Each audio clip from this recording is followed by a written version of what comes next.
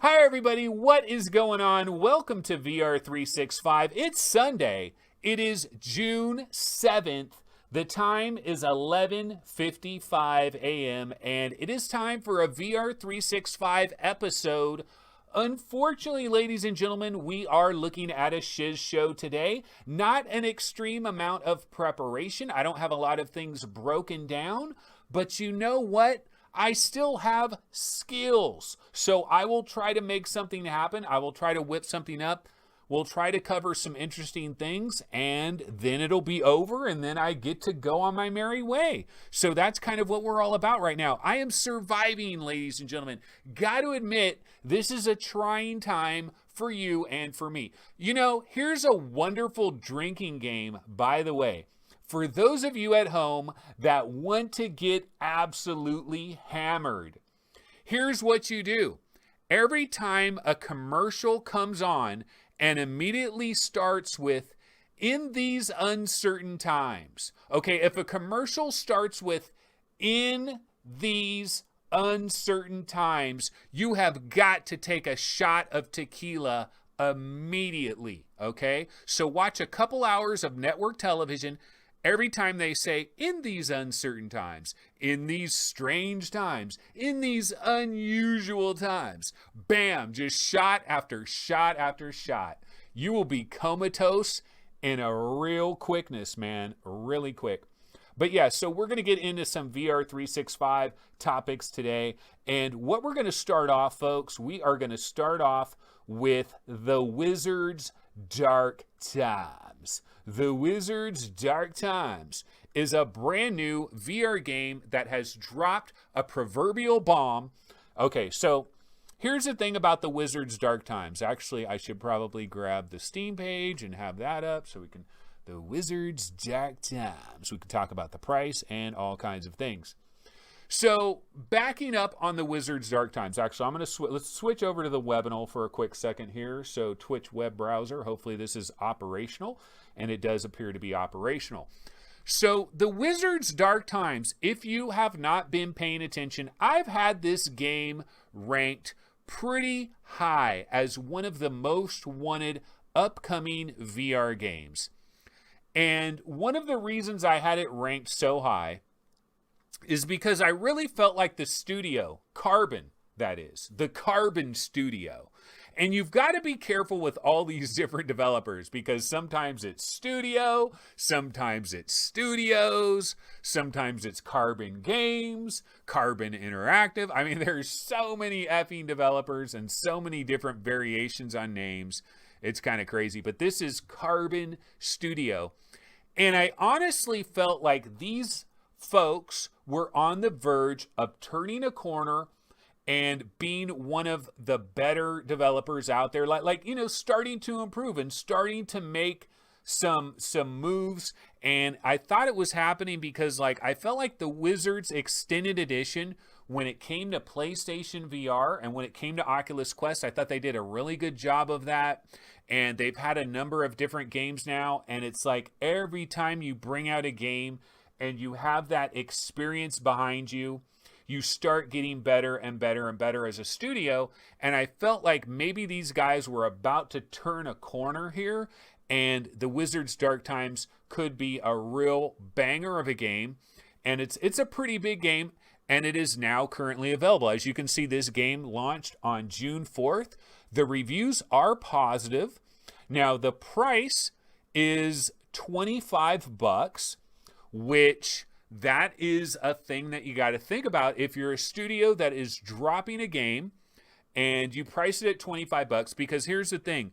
If they priced it at $19.99, it is a psychological difference for the buyers out there. You look at something differently. I'm pretty sure that the vast majority of you would agree with me that when you buy something for $19.99, you have a different appreciation, or you have a different expectation of what you're getting out of the game than if you paid $25. Now, it's only $5. Like, what is $5 between friends?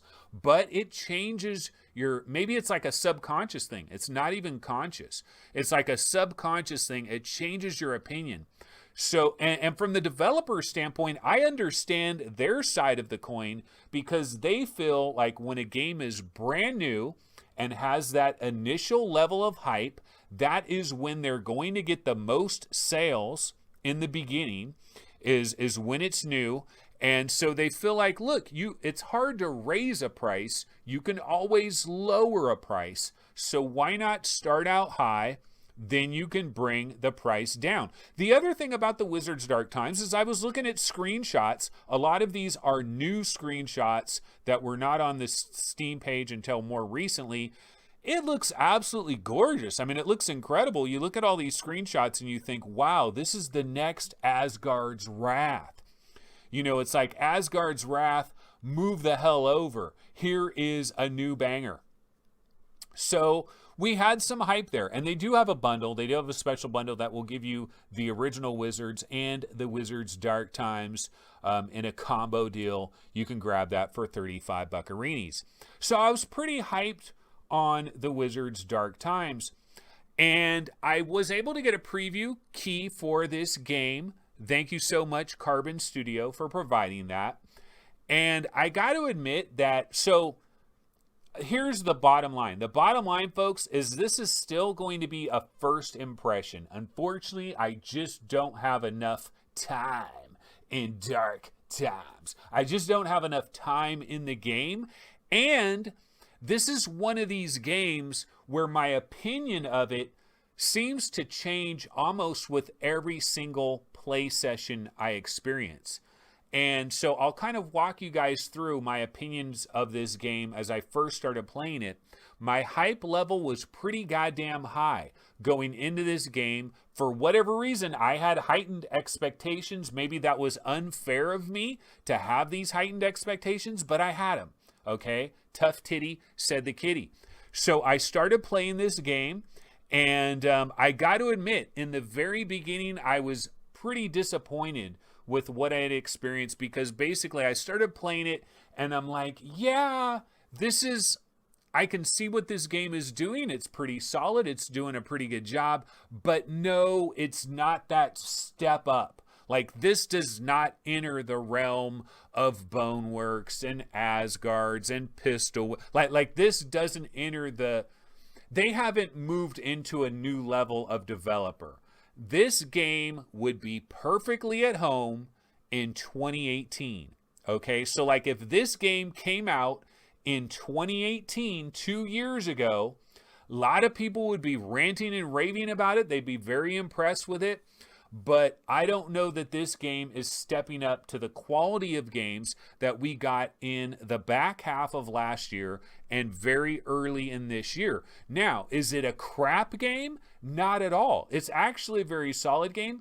And the last time I was playing this, my most recent play session, I was impressed. I was really impressed with my most recent play session, because I was exploring this area and I was like climbing up to a new level, and it's like all this stuff it felt like Assassin's Creed almost, you know, like Assassin's Creed, where you get to a tall area and there's all this stuff sprawled out everywhere, all these little locations that you can kind of visit where little things are going on, and you're like, wow, this is like a grand experience. And that's kind of what I felt like towards the end of the last play session that I just had. And you watch this trailer, they do a great job with this trailer. You know, they got the mixed reality trailer going on. They got the guy with the Valve Index and, you know, moving around, doing all kinds of crazy controls. I mean, it looks awesome, right? Of course, this is highly choreographed and highly dialed in. And they made sure that anything that doesn't like make the game look good, obviously they're going to edit that out. Early on, I had problems with the controls on my Valve Index when I was playing this game. I had control issues with this game because, okay, the most simple thing, like the first thing you start off doing is just the fireball thing. And the fireball thing, you basically have your hand like this. You hold down the trigger on the Valve Index, you flip it over, and I didn't mean to do that. You flip it over, and then there is your fireball, baby. But see, when I first started playing, I must have been doing something wrong because I could only make the fireball in my left hand. And when I tried to make the fireball in my right hand, it was maybe 2 or 3 times. After 2 or 3 times out of 10 times would I actually make the fireball in my right hand. And so I started to get really annoyed, and I started thinking, God damn it, this is another one of these games, this is another one of these games where they're not paying attention to the valve index, not making sure it works right with valve index controls because things seem very finicky. Okay, but then what happened is I stopped, one of the next play sessions I had, I thought, wait a minute, let me see if I can figure this out. Maybe I'm doing something wrong. And I was doing something wrong. So I found out that you got to have your hand kind of open. You got to have your hand open, but you hold down the trigger and then you flip your hand. I was like having my hand almost like in a fist and then flipping it over, and it just wasn't working. So I figured it out, and now I've gotten to the point now where I can create a fireball at any time. I can create a fireball with both hands, but these are still kind of some issues because I definitely believe that there's probably some new VR players that have recently come aboard because of Saints and Sinners and Half-Life Alyx. They're new to VR. They're excited about VR. They've been playing Alyx and Saints and Sinners, and they're like, wow, this VR thing is pretty cool. They might grab something like the Wizard's Dark Times, and they could possibly easily get frustrated. This is a situation that we have in VR. It's a situation I've talked about before. It's basically the onboarding process. And the onboarding process, when you're inside a VR headset, you're strapped in, you're suited up, you're ready to go. It's a different kind of an onboarding process than kicking back on a couch with a controller in hand.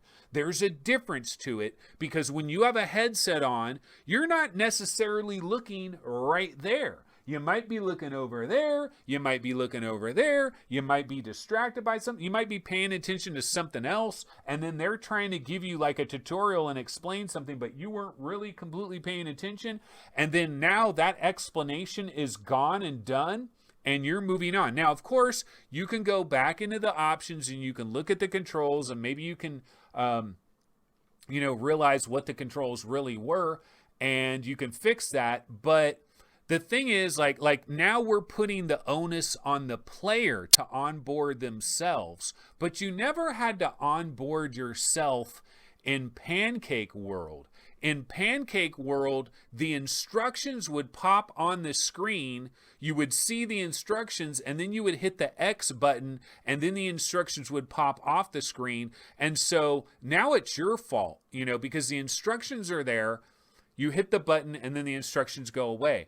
So, it's kind of a dumb complaint. Like Mame Fan, I don't know if Mame Fan's in chat, but if he was in chat, he would say, dude, the first thing I do every time any VR game, I immediately go to the options. I check every possible option. I'm looking for snap turning, smooth, I'm looking for all the different, teleporting, whatever, vignettes, turning the vignette, motion sickness, anti-motion sickness stuff, turning all that stuff off, getting the snap turning set to 45 degrees or whatever you're doing, right?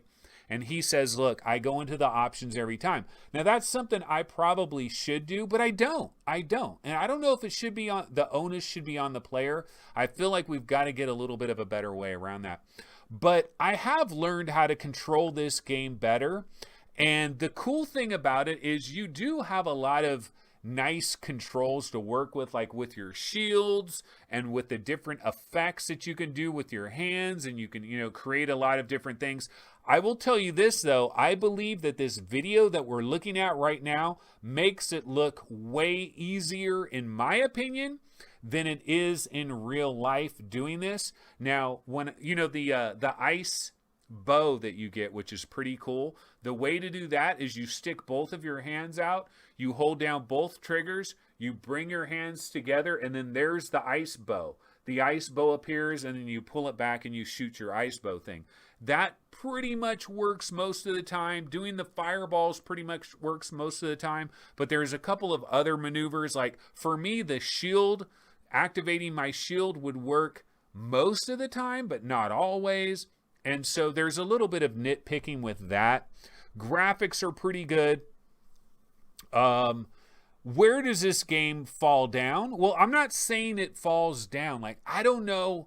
Honestly, I don't know what to think about this game yet. I don't have a final answer. What I will tell you is, this is not a game where I'd be like, oh my God, everybody's got to run out and buy the Wizards Dark Times because it is just freaking awesome. I wouldn't put it in that category, but I also wouldn't say, oh, this game's garbage. This game didn't live up to the hype. Avoid this game. It's not in either of those categories. So it's kind of in this weird in-between category for me. Graphically, it's impressive. Like if we go ahead and switch back over to, let's switch back to the webinar. I mean, the screenshots probably make it look even more beautiful than it really is, but it does look damn good. Like in fact, my gloves, I was looking at my gloves. I got damaged in this game, and your gloves will actually like change in real time based on your damage. It's like a regeneration kind of a thing. It's like regenerating shields basically. And I thought that was impressive, like the detail on everything. Like my gloves were all burnt and jacked up. And then as my health started to come back, my gloves started to look good again, you know? And so that was pretty cool. The little characters and the creatures that are running around, the lighting effects, like it does look very good. Now, on the negative side of the coin, one thing I was disappointed in is you've got these beautiful, lush environments. And when I've got beautiful, lush environments like this, I want to explore. I want to search through nook and crannies, and I want to find little goodies, and I want to pick up the little goodies, and I want them to have a nice little jingle. Ding, ding, ding, ding. You know, I want some like give me something, baby. Like, you know, when you're playing Asgard's Wrath and you go up to every little bush and you're grabbing little herbs and stuff and you're grabbing nightshade and you're grabbing all these different things, right? It makes a little jingle. There might be even like a tiny little rumble that happens on your controller right at the same time. And that stuff is kind of soothing to me. Like there's a weird, it's kind of weird actually. But I really like that. And I really wish, and Fluke is mentioning, by the way, that Runes, the Forgotten Path, it's still free. Like what's going on with that? That is kind of weird. So let's go. Fluke just caused me to ruin the show. And so I'm going to ruin the show and go off topic and Runes, the Forgotten Path. Yeah, so we might as well mention this to anybody that is out there. It's kind of similar dungeon crawler style-y. Very positive. Gee, I wonder why. I wonder why it's very positive. Maybe it's very positive because when you give away something free, people really effing like that. Yeah, see, the thing is, if something is free, and I take this into major consideration when I'm doing various rankings on VRGameRankings.com, and I'm trying to rank various games. If a game is free, it's artificially going to get better reviews than a game that costs $39.99. And then also based on price. As you go higher up the price chart, the reviews are more, you know, people like, hey, it's $39.99. You better effing deliver. And then when it's $19.99, yeah, it's pretty good. And then when it's free, it's like, oh, yeah, it's great. It's free. But, you know, when this game came out, they had like this interesting little playable trailer that I thought was really cool. And then I really loved the visuals. You guys know I'm a sucker for color. I love color, and it's very visually captivating. I love the greens. You know, it's very vibrant. Like, look at that. That is Technicolor on a whole nother level right there. And so, yeah, this game is free. Everybody go ahead and grab it. Might as well. And it's pretty cool. It is called Runes, The Forgotten Path by Stormborn Studio. Why is this free, though? That's what I don't get. I don't know why it's free, but let's go back to the Wizards Dark Times. So yeah, on the Wizards Dark Times, I wish you could collect things a little bit more. Let's see, what else did I want to mention about it? Well, they have an announcer that's in this game, and they got a guy with a good voice, kind of funny, kind of little sidekick guy that kind of makes little comedy sidekick a bit as you go to different places. He makes comments. I thought that's good. The sound of things is pretty good. Visuals are great. It's got a pretty captivating world that you can explore, but there's no collectibles that I could see. The combat is a little, I'm undecided on the combat. Because in the beginning, you do have a lot of different nice things to battle people with. You've got these ice shards that you could work with. You've got your ice bow, and I'm just probably scratching the surface. You got a force push kind of a thing that you can do that's only in very short range. And so you've got lots of things to work with, which that's nice. But in the early stages of this game, when I was using the fireball and I was throwing fireballs at things, one of the things I was kind of disappointed with regarding the fireballs is you throw the fireball and it's just it goes up here and then curls around and hits the guy. So it's an automatic thing. Although you can kind of throw it too far off in the wrong direction and then it will miss its target. But it almost has an automatic targeting system, which I feel like you're kind of taking the combat out of my hands a little bit when you do that. I don't know that I'm in love with the combat of this game. Bottom line is, I really don't know what to say about this game yet. I'm kind of torn.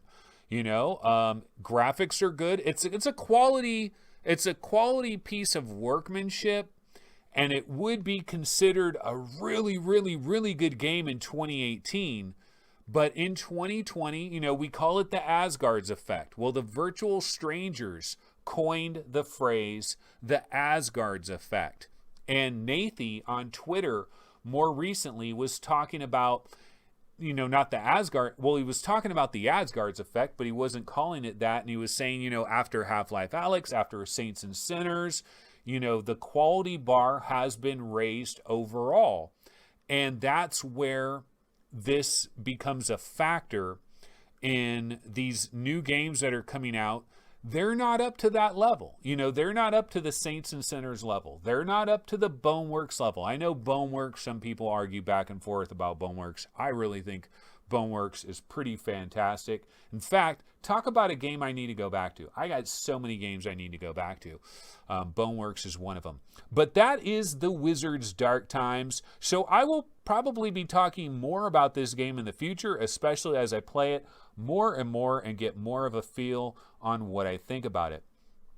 But what I thought I could do really quick here is maybe we could take a quick look at what has been coming out on Steam recently, because I haven't really been checking this out. We've got a lot of games, of course, that are coming out of early access.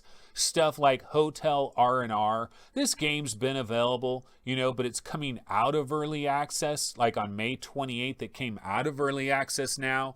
So now it's got a new release date. You know me, I'm not a fan of this because, I know a lot of you longtime PC players, you love this idea of early access, and you're really behind this idea of early access. You like the theory behind early access, and I understand that. I understand the theory of it, but in a lot of games, it's bullshit. In a lot of games, the shit that you get on the day they start selling it is 90% of what you get when it comes out of early access. Now, that might not be the case with Hotel R&R. Maybe Wolf and Wood Interactive, maybe they've gone above and beyond the Call of Duty, and maybe this game has improved by leaps and bounds. But I hate the double release date thing. Not a fan of that.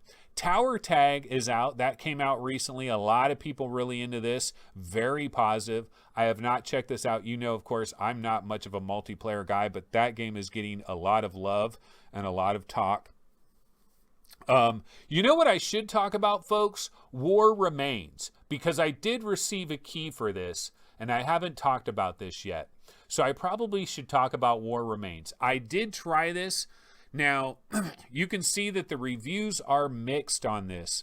It's what they're calling an immersive memory. It is $5. So it isn't terribly expensive, but it's the same conundrum. You know, it's a dead horse. I'm beating the shit out of a dead horse every time I talk about it. It's the same story when you talk about multiplayer games in VR. It's like, will it still have an audience in 3? You know, it's the same story over and over ad nauseum. I want to strangle myself every time I even mention that. And it's the same thing with all these little interactive, immersive kind of little things like this where they're charging a little bit of money. And it's like, yeah, you know, they got to make some money, but then how much should they really be charging? How much is this worth? You know, it only lasts a very short period of time, yada, yada, yada. Now, when I first heard about War Remains, I was kind of like, this looks pretty cool. I like these things. I am into experiences. I cannot wait until we can travel to different time periods and different locations and really have a pretty good little interactive simulation of what it was like. I've talked before about LA Noire, the VR case files, and like just walking around in like a 1950s, 1940s Los Angeles. Like, I love that stuff. That's why I can't wait till we have an Assassin's Creed that takes us back to like ancient Egypt or some of these different places, you know, ancient Rome, ancient Greece, whatever. And you feel like you're there. You feel like you're on the ground and you're experiencing a new time, an ancient time period, and you're seeing it in a different way. And you know, that's the power of VR. That's what's so impressive about VR. It's a game changer, right? But the thing is, we're in this Atari 2600 age of VR. Like, we're so early. We're in prehistoric times. And so we're not quite there yet. The incentive is like, yeah, we really want to do this, but our technology just isn't quite there yet. We can kind of half-ass it. And that's basically what this is. Now, the thing is, when I played this, I had already heard from a lot of different YouTubers and people that have already tried it that this is a dud. War Remains is a dud. So that was the initial thought, that this is a dud. It's not very good. So I had that in my head. Then I went to go play it. And what happens? Well, you know, this is a case of expectations, right? If you come in with very lowered expectations, you can be much more easily impressed by something. And then if you have very high expectations, like I had with the Wizards of Dark Times, with the Wizards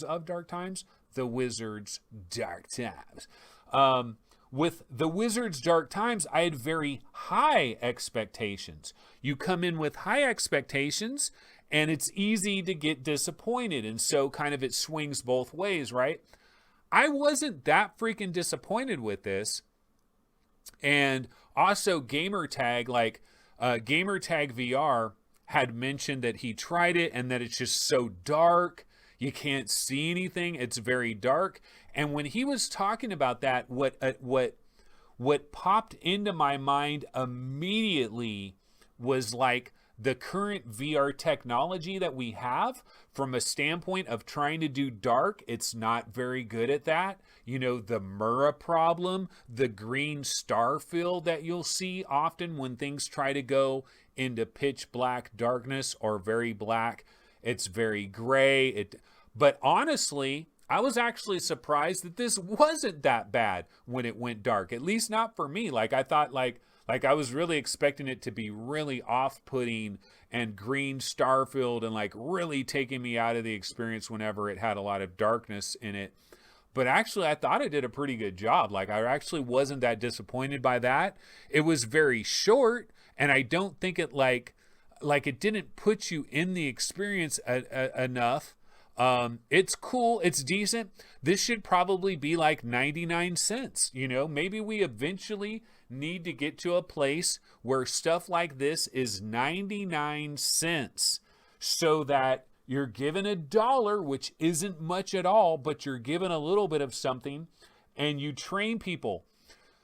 we've got to get to a point, man, like there needs to be like a consortium of all VR providers that need to say, look, we've got a problem here, because if we keep giving away all these experiences for free, no one's going to buy them. But if no one buys them, eventually people are going to stop making them. And that's problematic. Now, Viveport Infinity is the kind of thing that can help this stuff out, because then you've got this kind of subscription-based thing and you get these experiences. Like, I would not be the least bit surprised if War Remains eventually finds its way over to Viveport Infinity. And so, maybe that's a possibility for some of these things. But you know what? We're talking about experiences. So why don't I talk about something that was in the news recently? And that, of course, is Baobab. I'm assuming I'm pronouncing that right. Don't know. Baobab, Bebab, Bebab. Okay, I'm going to call it Baobab. Okay, so Baobab is a studio. Baobab Studios they are the leading interactive animation studio. They have one mission. Oh no, our mission. Our mission, inspire you to dream by bringing out your sense of wonder. We make you matter. You mofo. You matter, mofo. We will immerse you in fantastical worlds. We'll introduce you to characters to fall in love with and let you interact and bang the lit. No, and we'll let you interact with these characters. So Baobab Studios, what are their projects, ladies and gentlemen? Let's take a look. Let's take a look at them. Ignore that first one. Okay, so we got Bonfire, which is the most recent release that they've had, starring writer, actress extraordinary Ali Wong. I have not checked that out yet, and I don't know if that's on Viveport. I need to check out, like, Gloomy Eyes is on Viveport, and I've just been lazy. I'm a lazy asshole. I apologize, folks. Crow the Legend, that was pretty damn good. This is one that I have checked out. I thought it was pretty good. I mean, obviously John Legend with the voice and everything, and they did a pretty good job with that. Asteroids, I thought that was pretty decent. Invasion, I've never seen Jack. What is Jack available on? I've never seen this, Jack. Okay, so anyway, this is the studio that we're talking about. Why are they in the news? They're in the news because of Baba Yaga. Baba Yaga. Baba Yaga. Immerse yourself in the enchanting production of Baba Yaga, the latest virtual reality experience from the 6-time Emmy award-winning studio Baobab. It's up to you and your sister Magada to save your mother by entering the forest to obtain the cure for the enigmatic witch Baba Yaga. Your choices define how this story of love and magic ends. So yeah, I don't believe there's I don't think there's a trailer for this. I was looking for a trailer for this. I didn't see it. But yeah, this is going to be their new thing, Baba Yaga. It's coming later this year. And they're going to be unveiling this at one of those artsy-fartsy things that, of course, is not going to be in person. It's going to be a virtual deal. And then it's supposed to be coming to various platforms. So, I don't know. What's your guys' opinions? Have you seen, has anybody here seen Bonfire? Did you feel like Bonfire was up to par? Let's take a look. Is Bonfire on Steam, and how much are they asking for it? Because, it is, yes. Oh, wait.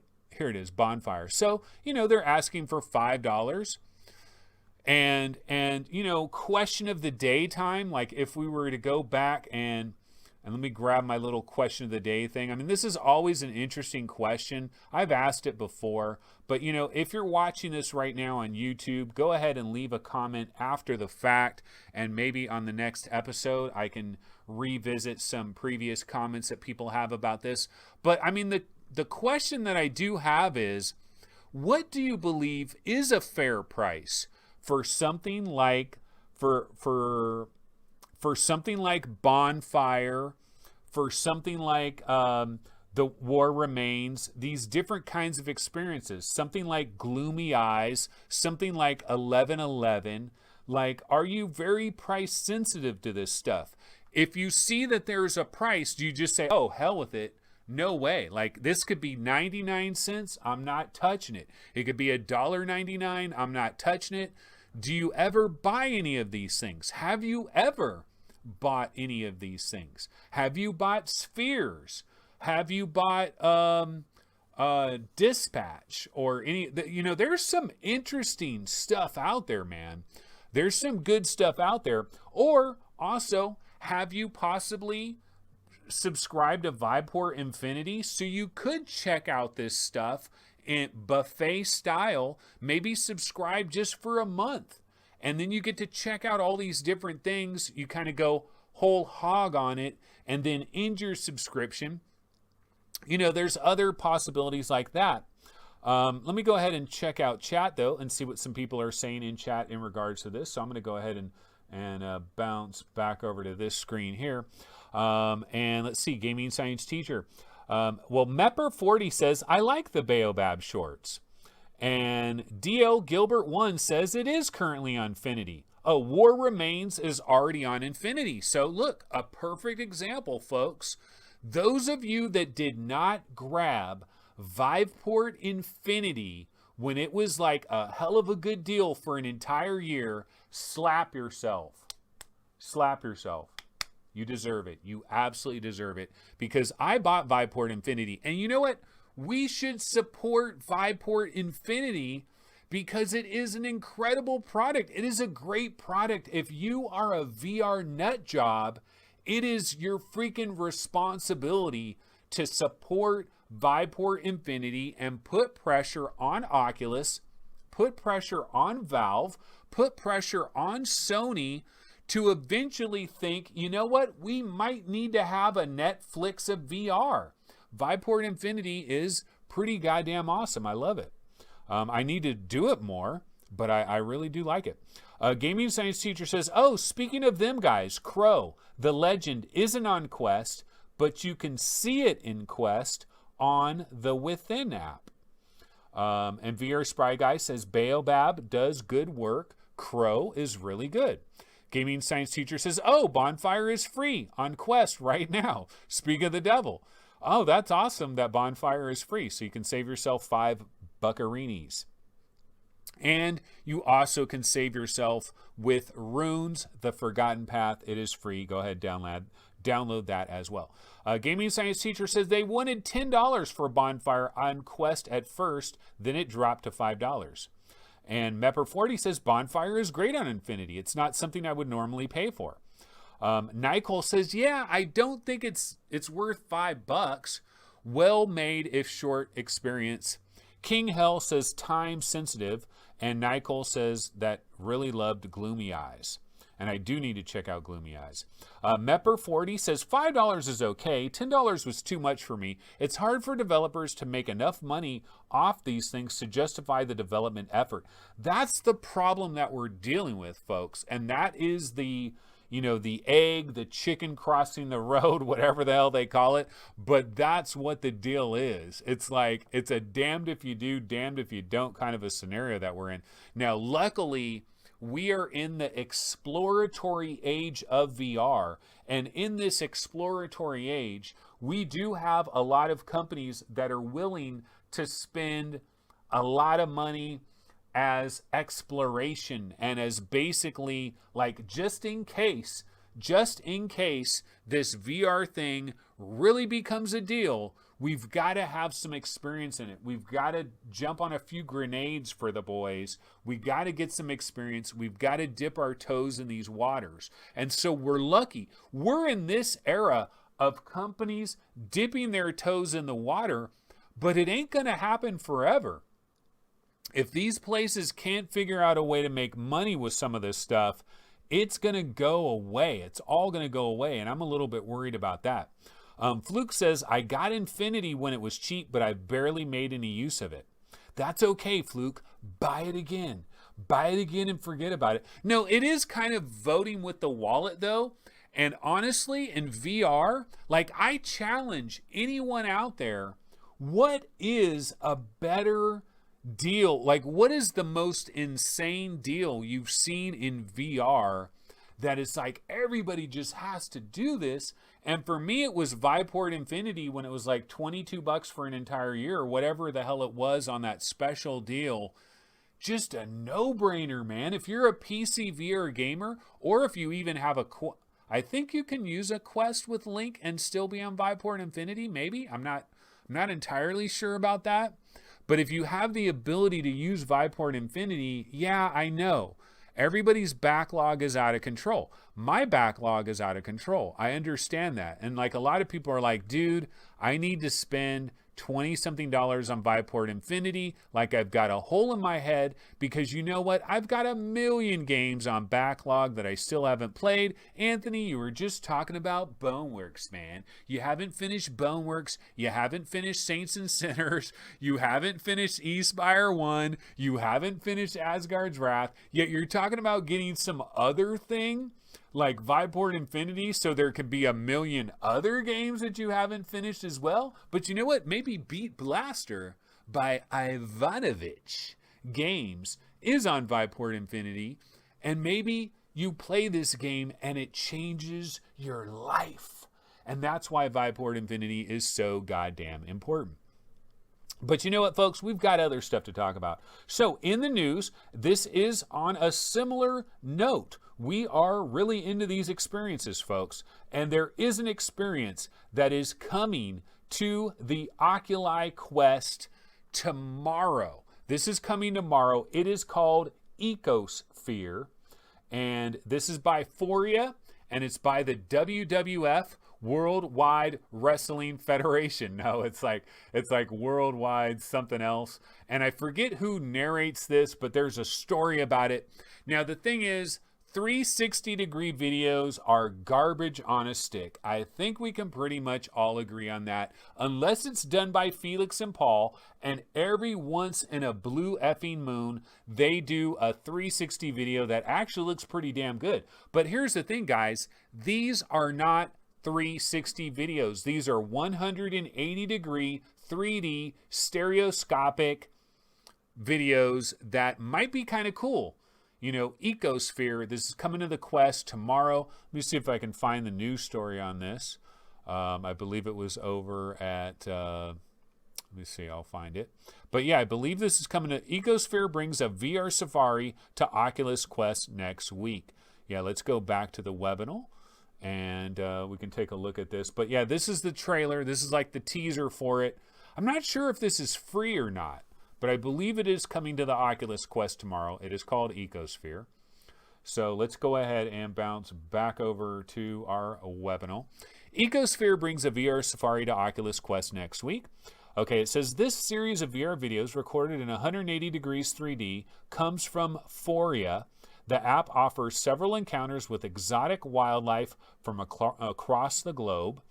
It is narrated by actress and Worldwide Wrestling Federation ambassador. No, it's not Worldwide Federation. It's not wrestling. It's not wrestling. Anna Friel. And they've got the trailer.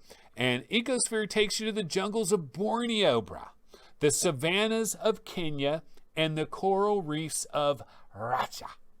At each location, you'll get close encounters with wildlife, including elephants and manta rays. You'll also meet some of the local people working hard within these areas. It isn't a game, but a cinematic experience to kick back and chill, brah. And it says that they are focusing on high-quality 180 degrees 3D footage that will fully transport us to these locations for intimate experiences. Oh, it's the Worldwide Fund for Nature. Okay, so it's sponsored. The piece was produced in partnership with the Worldwide Fund for Nature, Silverback Films Limited, and Oculus. And we don't know if it's going to be free or if there is going to be a price attached to it. So it's already listed on the Oculus Store as a coming soon dilly-yo. So yeah, so this is coming, I believe, tomorrow. And we don't know if it's going to cost money or not. Might have some screenshots, some elephants. Aw, how cute. So yeah, it looks like, it's a little app, and then you can click on some of these different things. You can see duration, 16 to 18 minutes, 1.7 gigs. So you download this for Grassland, Africa, these different episodes, like Raja Ampat, the oceans of Indonesia. So 13 to 15 minutes, that one is 1.1 gigs. You get to see some manta rays up close and in person. Looks kind of cool. So, I like these things. I really wish, look, it's already got 5 stars, bro. No one's been able to try it yet, but it's already got 5 stars. But I do like these things, but I do want to enter the world of light fields. Like I really do. I want to see light fields, man. I want to see next generation video.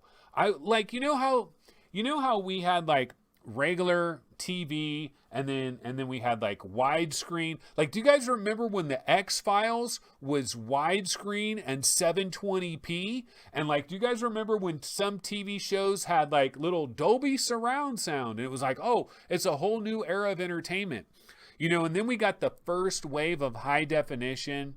And I remember when HD TV first came out, like I wanted to watch everything in HD TV. Like I would watch little caterpillars walking along for like a half an hour just because it looks so effing good. And like I never saw anything look that good on a TV before. And then you get over it after a while. But like we would get these different formats in video and like, DVD, and then we got Blu-ray. And like, I feel like we need a new video. We need a new level of video for VR. We need a new standard. And maybe it's light fields, like, volumetric video, whatever, like Intel. Remember the whole voxel thing? Like, whatever happened to that? I would love to interview somebody that works at Intel that can tell me who killed the voxel. Okay, who killed the electric car, but who killed the effing voxels? Because I remember back in January 2018, Intel, you talked about voxels for about 45 minutes. Who killed the voxels? Where are my light fields? What is holding up the light fields? That's the question. Is it the infrastructure? Is it download speeds? Is it internet? Is it data caps? What is holding up this light field revolution? Is it the headsets? Is the resolution of the headsets just not good enough to show it off? I don't know, but I think we need an entirely new level of video. Maybe 5G will solve it. It'll kill everybody, but it'll solve it. Maybe that's the thing. Lots of possibilities there, folks. Okay, what is the next subject I wanted to get into? Let's see. So we talked about dark times. Okay, I wanted to talk a little bit about HTC and the fact that they're about to go bankrupt. Why don't we talk about that a little bit? So let's go ahead and bounce back to the webinar. And let's go ahead and take a look at HTC's stock price. So yeah, HTC has been in the news, ladies and gentlebots, because they announced that there is going to be a whole lot of layoffs that is going to happen. And so this is HTC's stock price. You can see it's holding at $30.50. Now, this is a 5-year chart. So you can see it was up here at $80. It bounced all the way up to like $113 at one point. You can see it's tested some lows. Down here at $44. It's been down at $58 when it hit this bottom. This is in 2016. You can see way down here, this is what? October 12th, 2018, it hit $31, which is, very close. It's even lower now. The 52-week low, probably on an intraday trading thing, $25.40. And so people are wondering, is HTC going to survive? Like, is this company, like, are we looking at danger? Danger, Will Robinson. Is HTC about to die? And it's a question because they are, let's see, HTC layoffs. And let's see if we can get the new story on this. So yeah, Road to VR had a story on it. HTC announces layoffs amid the coronavirus panic.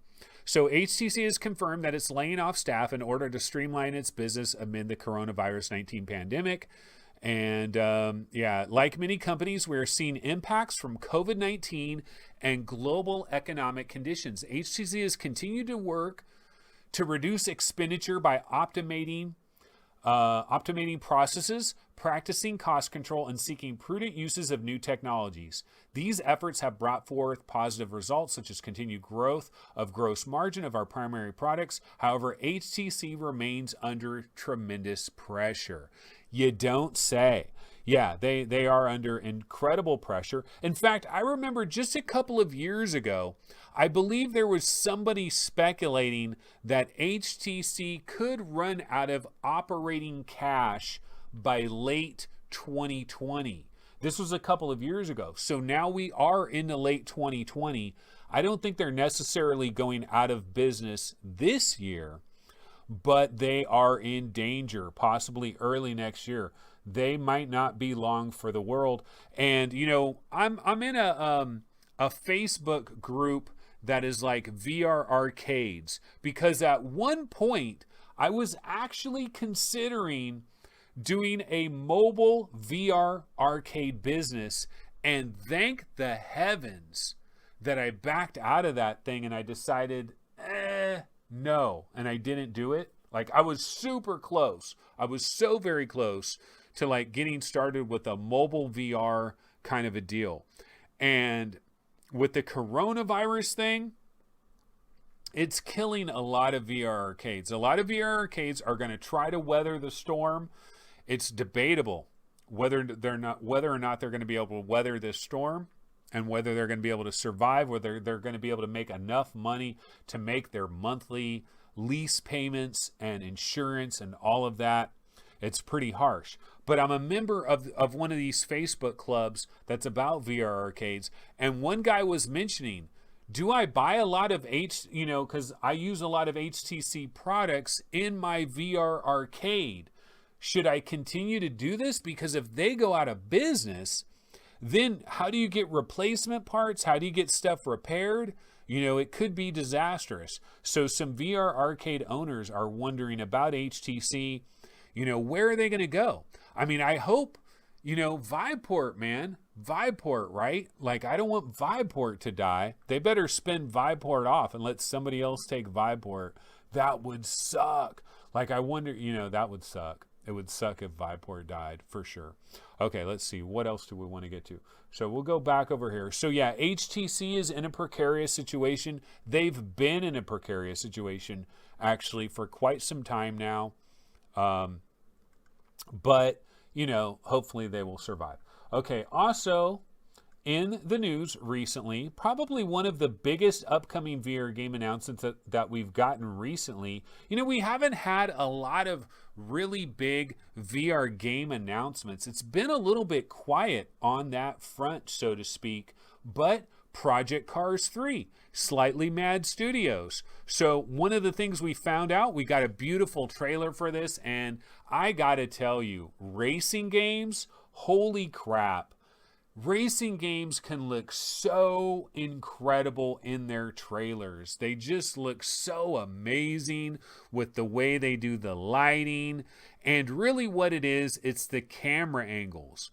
Racing games will always look infinitely better in their trailers than they are when you really play them.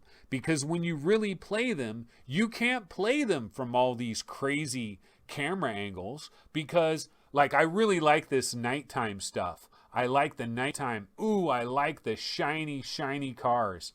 I just mentioned this actually yesterday. So just last night, I was on Steam and I happened to notice Need for Speed Heat is like some brand new game. Let me actually show you guys, because I was looking at it. I was like, oh man, I want a game like that in VR. So hold on. Let's go back to the Webinator. Oops, wait, is this the right one? Yeah, it is. I just got to bring this up. Okay, so going back to Steam, somehow I saw Need for Speed Heat, Need for Speed Heat. I think this is like a brand new game that just came out. Like, it just came out on June 4th, so just a couple of days ago. And I just, like, I know this is a flat game, and I know it's Electronic Arts, and, like, we all hate Electronic Arts. I understand that. But I was like, oh, shit, there's a new Need for Speed game? Because I used to really like Need for Speed. Does anybody remember Need for Speed Most Wanted on the Xbox 360, the first one? The very first one, it was like 2006 or something like that. It is so hard to find that game. Like there's so few physical copies of the original Need for Speed Most Wanted on Xbox. I loved that game. It was just fun, man. And these are the kind of racing games I like that aren't serious. You know, they're just fun and it's just wham bam. Look at that. That is a screenshot. I mean, some of these screenshots look really... See, I like the arcade racers. I'm more of an arcade guy. And I love nighttime. I love nothing more than a wet pavement with like neon lights and shit and good music and stuff. Like I remember the first Need for Speed Underground. I really liked the first Need for Speed Underground. The wet pavement. Oh man, that just looks so effing good to me. And I really would like something like that in VR. I haven't really been impressed with any VR racers, but you know, going back to what we were talking about, VR support and supposedly best in class VR support. I like the more arcadey kind of a stuff, but dude, I had plenty of fun with a regular Xbox 360 controller. I played Drive Club VR on PlayStation VR, and yeah, it was Vaseline City, and yeah, it made me sick for a couple of days, but I enjoyed it. And I don't know, it's amazing that like you would think VR and driving games would be a marriage made in heaven, and I'm sure it is for the people that are really into it. Like Greg's VR, there's people that are really into they're really into racing games in VR, and for them it is heaven. It is a marriage made in heaven. For me, I've played like Project Cars 1 and Project Cars 2 and like I just don't, like, I'm not getting anything out of it. I get bored of it really quick. I don't know. It just hasn't done anything for me. I don't know what it is. There's something weird about it. But I can't quite put my finger on it because I'm not averse to racing games. I mean, I'm not into the hardcore sims, but I still should enjoy some of these racing games, and I just haven't really... I love that blue and orange. That looks like the Denver Broncos. I like that car. I mean, I'm not a Denver Broncos fan, but I like that combination of colors. Damn, that looks good. That really does look good. So maybe I will try this one. Although, here's the problem, though. A brand new Project Cars. Okay, let's go ahead and see. Let's go bounce over here to our webinator. And like, here's Project Cars 2. You know, mostly positive. Buy Project Cars 2. 60 bones. 60 bones. See, I'm never going to do that. I don't know. Honestly, I wonder, will I ever pay $60 for anything, for any video game? Is there a video game that's going to cause me to pay $60? Grand Theft Auto 6 VR. I might pay $99 for that. Fallout 5. Fallout 5 VR.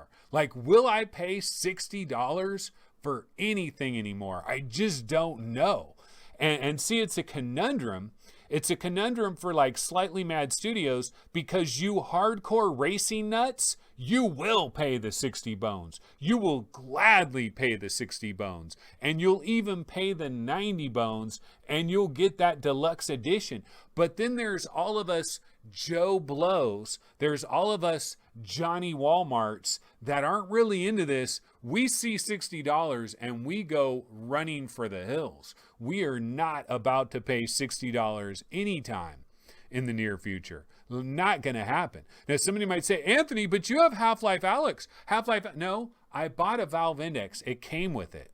Like, maybe, okay, yeah, if Half-Life Alyx didn't come with it, I guess I would have to bite the bullet and pay the $60.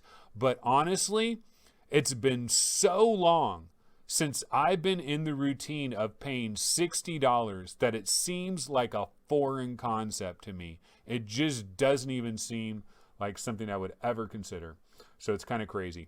But yeah, folks, we've been going for a little while now. We've been going for basically about an hour with the proper show. And then, of course, we had a little bit of a longer pre-show today, and I do need to bounce the heck out of here. So I think that's pretty much most of the topics I did want to cover right now. But yeah, that's pretty much it. But yeah, I do definitely appreciate. Well, let me go ahead and check chat real quick before I bounce out of here. Oh yeah, Wipeout on PlayStation VR, almost a different animal altogether. A downside of like Steam sales and all this stuff, I've been trained, you know. But let's see. Philly G says Project Cars is the worst of the racing games. That's why. That's why I'm not into it. But Pinnacle is in GCT. Says Wipeout on PlayStation VR is great. Yeah, dude, Wipeout. Okay, Wipeout has legitimately impresses the living crap out of me in VR, but it's almost a different animal for me. And then Mepper40 says, what about Grip? Okay, Grip was a game that came out. Let me see if I can find it. Yeah, Grip Combat Racing. Grip Combat Racing. This is a game that came out, and I'm confused by this one. Okay, let me go back over to, let's go back to the Webiny. So here, is this the Grip that I would get for VR, or is it a different Grip? Because it says Grip Combat Rate. Oh, it's only $7.50 right now. See, part of the reason it's normally like $30, and I'm like, yeah, $30. You know, a lot of people though, when this thing hit with VR, and that looks really cool right there, like a lot of people really got into this. This was like the business for a minute. Some people were ranting and raving saying like, this is the best VR game. Like this is like a top 5 VR game. Like this is up there with Saints and Sinners and Half-Life Alyx and Boneworks, the greatest VR game ever. Like it's up there with Boneworks. I'm like, wait a minute. You're telling me it's up there with Boneworks, bro? Oh my God, I gotta get Grip too. I've never played this. Now that looks dope. I am a sucker for trees with orange leaves. Especially when they're blowing around on the track. Yeah, I've never played this. I have never played this, Johnny. This is an example where we need a demo, ladies and gentlemen, because I don't know. Like, I don't know about this. But yeah, there is a lot of hype on this one, and right now you can grab it for a mere $7.50 buckarini. It is 75% off, and this promotion ends on June 12th. Should I do it? Should I buy it? So let's see what it says. Grip is a high octane, hardcore combat racer packing ferocious speed and armed to the teeth with heavy weapons. Inspired by games like Roll Cage, Wipeout, MotorStorm. You're speaking my language, bro. You're speaking my language. Speaking of MotorStorm, why don't we have like MotorStorm Pacific Rift VR?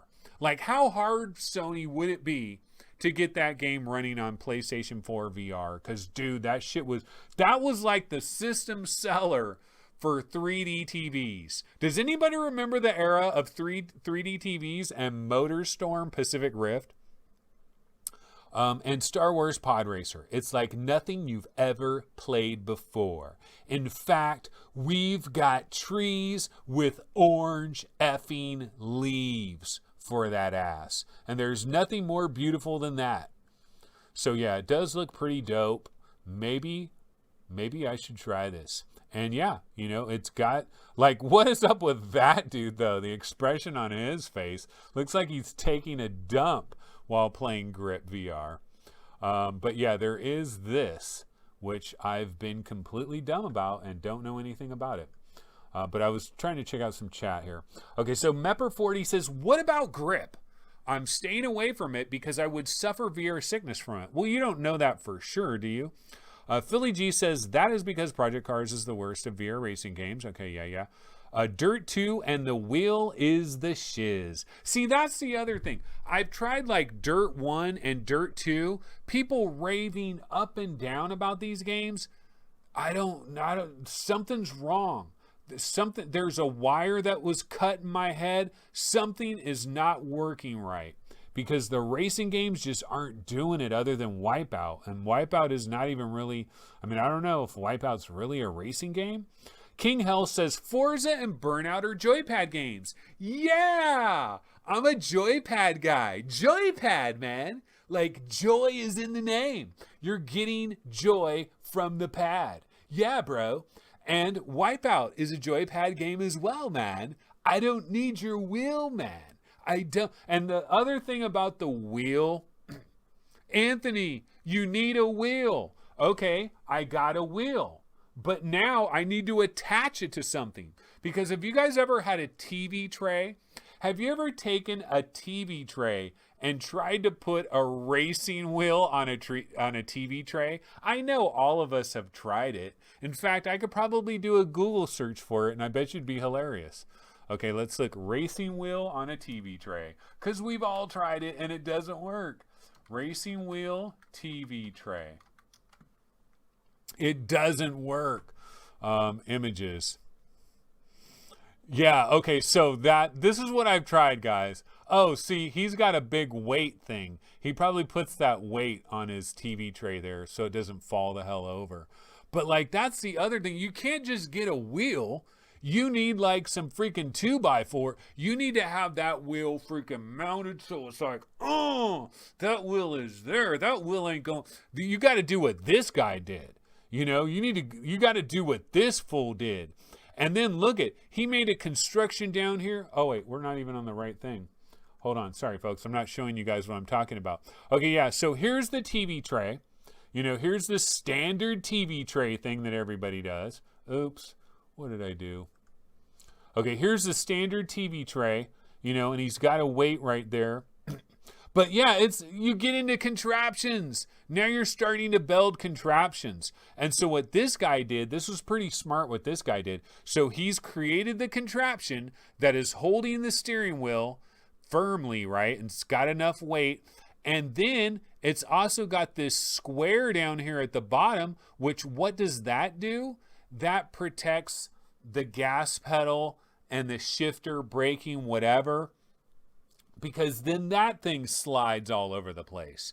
So then you start going down the rabbit hole. And before you know it, you're here. And you've built a ginormous contraption. You've got freaking simulators and shit. You got a D-box. You go down the rabbit hole, bro. This is the starter kit. The starter kit is the TV tray that is about to fall over at any second. And then the other problem with a lot of these wheels is it's like the little wheel. Do you remember when you guys were like 7 years old and you were in your grandma's car and like she has you in the back seat and they give you that little wheel thing with like a little honker and like all, dude, that was like the coolest thing ever. Like, what were those things called that little kids had where you could, like, pretend like you're driving and honking your horn and doing all that shit in the back of grandma's car? You get these little tiny wheels, man. I don't want a little wheel, like a little wheel like this. Oh, I'm turning. No, I want a effing full-size wheel. Like, do they make such a thing? Like a full-size effing wheel with 900-degree turns? Like, I don't want a wheel where... turn it a little bit there. Oh, it's stuck. Turn it a little bit there. No, I want to be like, God damn it, I got to really turn this shit. There's no power steering. You know, so the whole wheel thing, man, it's a bad scene, brah. It's a bad scene. We're seeing it here. These are all the bad scenes. And you've got to construct something like this. A collapsible racing rig build under $50. But then you've got to be a goddamn carpenter. Or you got to know one. You know, and I don't know any. Now, this guy's got a nice setup, you know, pretty solid. But then where are you going to hide this shit when you're not using it? You know, nice little Ferrari wheel there. So, yeah, it's a conundrum stacked upon a conundrum. And so I've just avoided it. So, yeah, I'm a joypad guy. That's why it's all about Burnout Revenge, brah. Forza Horizon. Need for Speed Most Wanted. It's just none of those games are in VR. That's the problem that we have, Johnny. And Microsoft has no intentions of ever having VR. So my Forza Horizon dream is a Forza Horizon nightmare. Okay, so VR Spy Guy says, Grip was a pancake game. They recently converted it to VR. Greg's VR says, well, you can't be fans of everything in VR. No big deal. Philly G says 7 Bones is a steal, dude. Slayblaze says Grip has a built-in VR mode now. And yeah, Greg's VR says, escape the room puzzlers leave me cold AF. Different strokes. And VR Spy Guy says, dude, just buy it, brah. It's so much fun. Dude, come on, it's $7, man. I love this stuff going on in chat. You can currently get Grip for $5.62 on Gamersgate, brah. Okay, and SAR N is checking in hella late. Okay, Slim Rig Ant, no excuses. Yeah, no. I'm not going the wheel route. I'm not getting no goddamn wheels. Okay, Fluke says, problem with the wheel stand. You'll use it, store it out of the way, then won't be bothered to get it. Don't get any. I don't understand. Something does not compute. I don't know what's going on. Okay, but yeah, we've been going for way too long here. So I am going to bounce out of Dodge. So I am going to get my little outro logo on the screen and say goodbye to everybody. So yeah, thank you everybody for tuning in to this very, very special craptacular episode of VR365. It was a Sunday shizzle. A Sunday shizzle dot kizzle live on June 7th. It is now 1:10 p.m. We've been going for a quite lengthy period of time, and I need to bounce the hell out of here. We've looked at TV trays. We've explored TV trays. We've decided it is not the move. It is not the move, Johnny. As soon as I hit the Mega Millions, which is going to be up to about 500 million by Tuesday, then I will have the necessary money to have a proper racing rig and to do it all like that. But until then, I'm a joypad guy. There is so much joy in my pad, and that's what I will continue to do. Oculus, you need to work out a special deal with Phil Spencer himself. Forza Horizon VR can happen. It can happen, Oculus. Do it. Talk to your boy Alex Kipman. He's a technical fellow. Maybe he can work it out for you.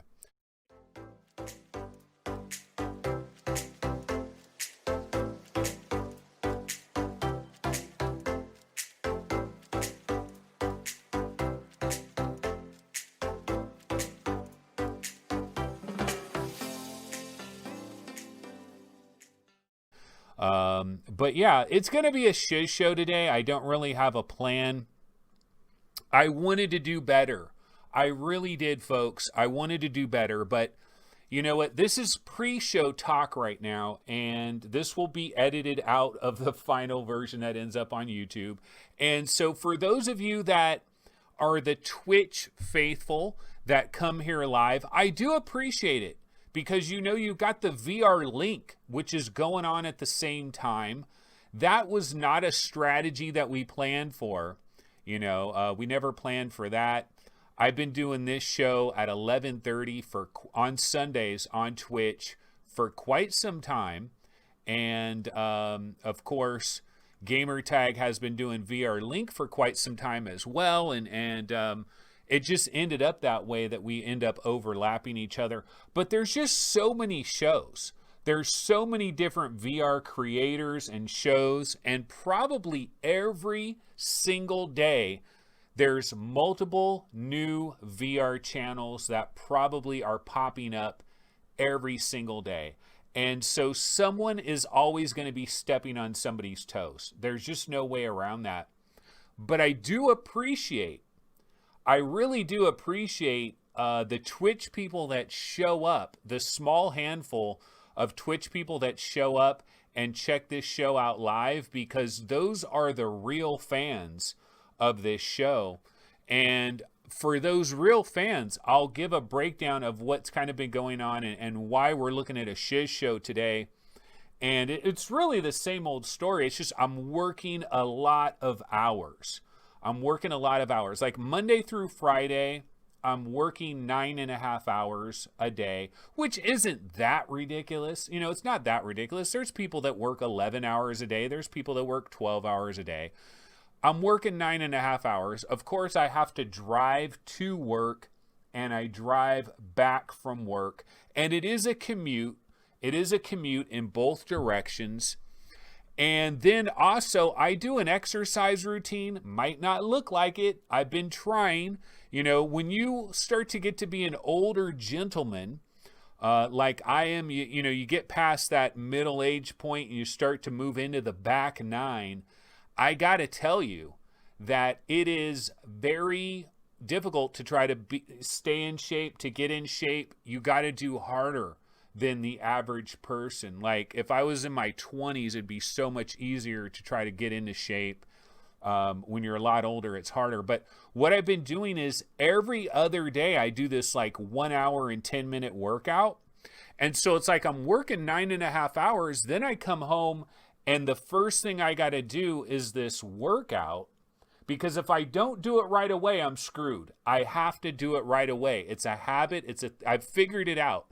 If I come home straight from work and I don't even, like I pretend like I'm not off work, like I've got 1 more hour of work. It just happens to be this exercise routine, and I do it every other day. I did it yesterday on Saturday. I've got to do it tomorrow on Monday, and then I've got to do it on Wednesday, and then I've got to do it on Friday, and then I've got to do it on Sunday. Every other day like clockwork. And so you combine those two things, and it's like, so I work for 9.5 hours, I do my exercise routine, and then also the traffic and stuff. And of course, I got to eat dinner at some point, right? And after all that is over, and I try to get 8 hours of sleep, well, you do the math, and it leaves like 4 hours left over.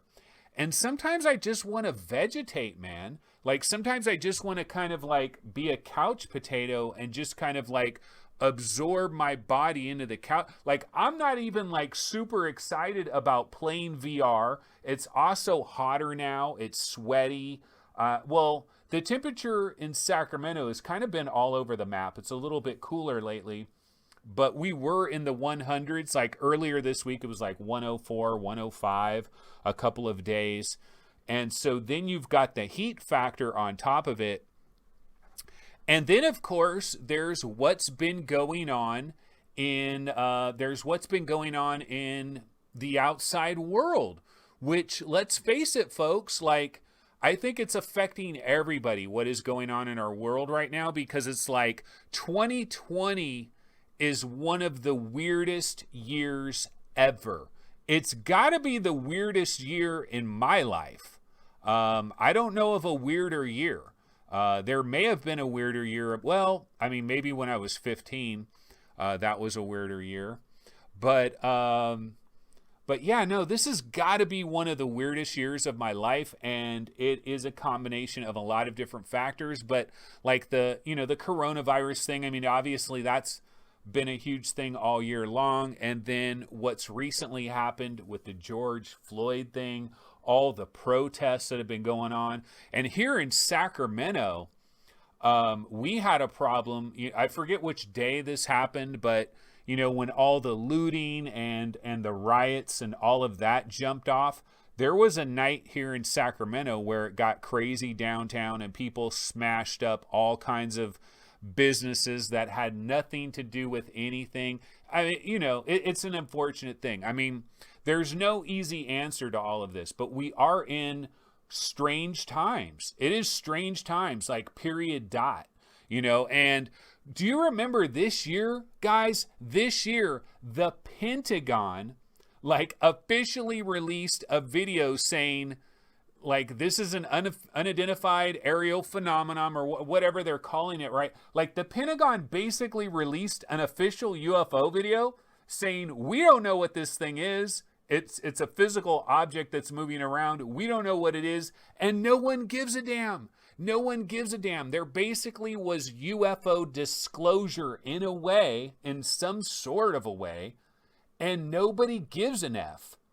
Like, that shows you how crazy of a year that this year has been, but it's probably affecting your normal routines of just entertainment and daily living and what you normally do every night. Some people, before all of this stuff happened, like you go back to 2019, people watch their TV shows, they play their video games, they're going out for jogs, or they're going to play tennis or whatever, they're going rafting, hiking. People are doing all these things, and it's like a normal reality, right? And then this year has been anything but, because you can't go places. Like, I just went to breakfast today. I went to breakfast for one of the first times since all of this happened, like going to an actual physical breakfast location. Mimi's Cafe is where I went. They got great pancakes. If you ever come to the USA, or if you're in the USA right now, if you want really good pancakes, and it's a chain, Mimi's Cafe, really good pancakes and very consistent with their pancakes. But I went to Mimi's Cafe this morning, no one there, nobody there, like only a couple of people here and there. So a lot of people are still very fearful, or they've gotten into a routine. They've broken up their normal routine. Like maybe a lot of people would go out for breakfast Saturday and Sunday almost every week. They would go out for breakfast. It was something that they would treat themselves. And then because it's been months and months of not being able to do that, people are like, oh, I guess I got to buy some eggs and some bacon and some sausage and, have some toast or pancakes or waffles or whatever, whip all this stuff up. People get used to that, and then they don't return. They don't return because they're like, wow, I could whip all this stuff up for like $7 or $8, or I can go spend $50 and go out to breakfast. Maybe I kind of like doing the $7 thing a little bit better. So it's just been a weird time, man. It's a weird time. It's been a dark time. And so let's talk about the Wizards' dark times. But actually, what I should do right now is I should put on some little trailer in the background, and then we can go ahead and do a proper introduction for the show. And we can get started in today's actual real show. But yeah, that was just a little diatribe, I guess, for those of you out there that do tune into Twitch Live. I can see, who do we have here in chat right now anyways? Let's see. We've got Chris, 60,007. We got VR Spry Guy, Fluke. We've got iPad Carry MG, Radio Runt, Prime Duckling 534. I like that name, Prime Duckling, or Prim Duckling. Nicole is here as well. Greg's VR checking in, Racer Extraordinaire.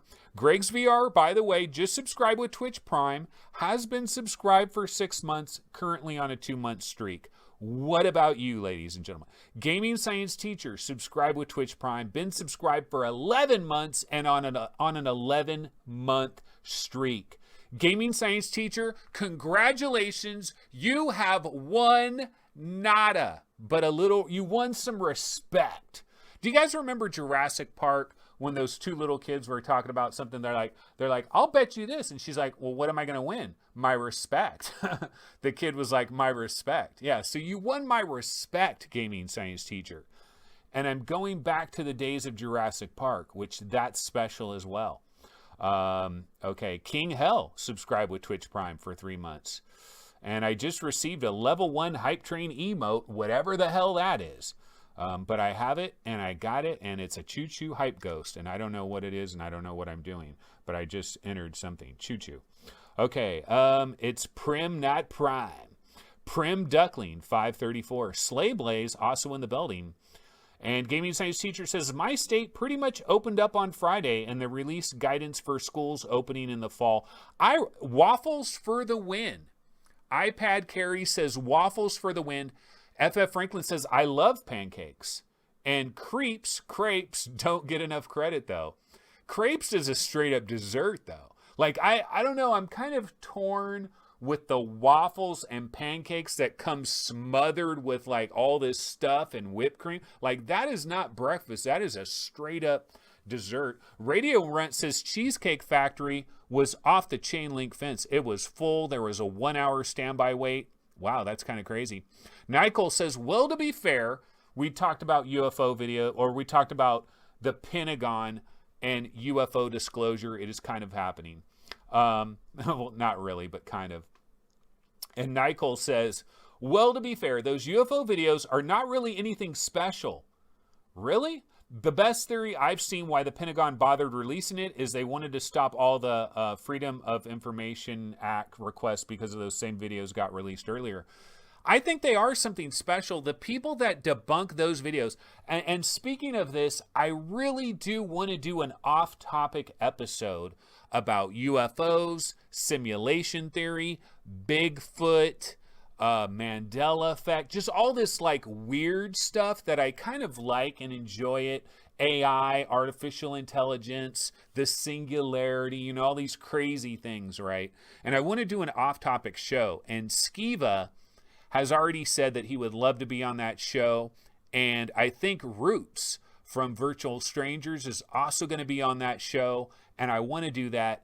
And one of the things I would mention is on the UFO thing and the video that, dude, people have been trying to like debunk that stuff and saying like it's no...